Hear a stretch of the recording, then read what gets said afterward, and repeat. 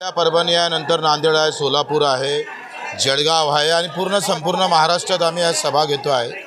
याच्यातून जनजागृती करण्याचा प्रयत्न करतो आणि 28 तारखेला एक शेवटचा इशारा आम्ही तिथे उपस्थित राहून देणार आहोत। एकतर हमी भावाची लढाई आहे, पेरणी ते कापणीपर्यंत सगळे कामं MRGS मध्ये झाले पाहिजे आणि कर्जमुक्तीच्या लढ्यासाठी दिव्यांगांचे काही प्रश्न याच्यासाठी अखेरची लढाई म्हणून बुट्टेबोरी नागपूरला इथं 28 तारखेला आम्ही लाखो शेतकरी एकत्र होऊन नागपूरला पूर्ण वेळा टाकणार आहोत।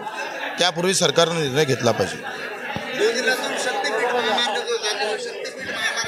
काय गरज नाही, शक्तिपीठाची काही कोणी मागणी केली नाही। त्याची मला असं वाटतं का ज्या दिवशी काम सुरू होईल, एक तर सरकारनं काम सुरू करू नये, केलं तर आम्ही सांगतोय आम्ही अंगावर गोळ्या घ्यायला तयार आहोत, पण ते काम सुरू होणार नाही हे नक्की सांगतो। 2 दिवसापूर्वी अतिवृष्टी झाली शेतकऱ्याची या ठिकाणी आणि 2 महिला देखील काल दगावलेल्या आहेत, आतापर्यंत पंचनामे नाही झालेले आहेत।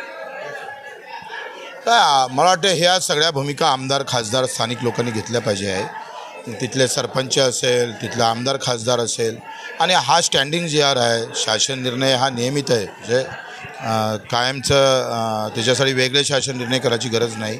पण सरकारनं लगेच 24 तासाच्या आत त्याची व्यवस्था करणं गरजेचं होतं आणि ते करत नसेल तर आज अशी अवस्था आहे। काल मुख्यमंत्री यवतमाळले होते आणि त्यांनी सांगितलं आम्ही शेतकऱ्याला काही कमी पडणार नाही। अरे तुम्ही पंचनामेच करत नाही तर कमी काय पडणार नाही? म्हणजे कसं डुप्लिकेट बोलायचं, कसं खोटं बोलायचं ते एकंदरीत मुख्यमंत्री देवेंद्रजीच्या सरकारमध्ये दिसतं। या आम्ही पाहतोय, मराठवाड्यात फिरतो आहे, विदर्भातही फिरलो आहे, प्रचंड पावसानं धुईधान केलेली आहे आणि आता अर्धा अधिक धान्य आमच्या हाती येणार की नाही अशी सगळी भीती आहे। सरकारनं त्याबाबत मदत जाहीर केली पाहिजे, दुष्काळ जाहीर केला पाहिजे आणि कर्जमुक्तीचं आवाहन केलं पाहिजे।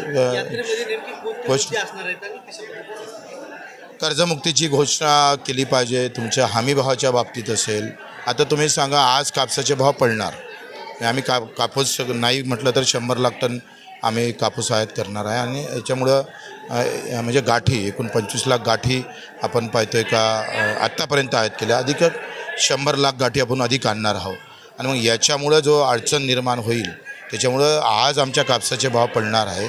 ते सरकारनं खरेदी केले पाहिजे ना, तिची हमी घेतली पाहिजे, नाही तर चढ उतार निधी पाहिजे, भावांतर तरी योजना चालू केली पाहिजे जे MP नं सुरू केली।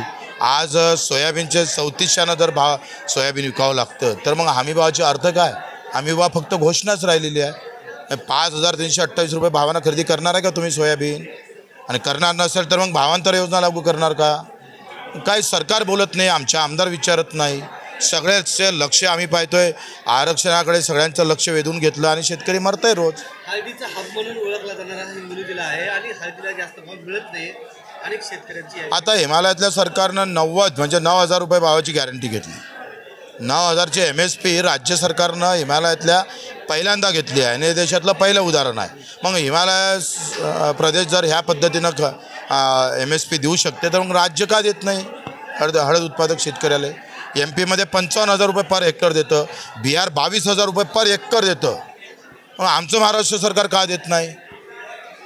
आपण पीक बदलून पाहतोय पण भाव भेटत नाही ना।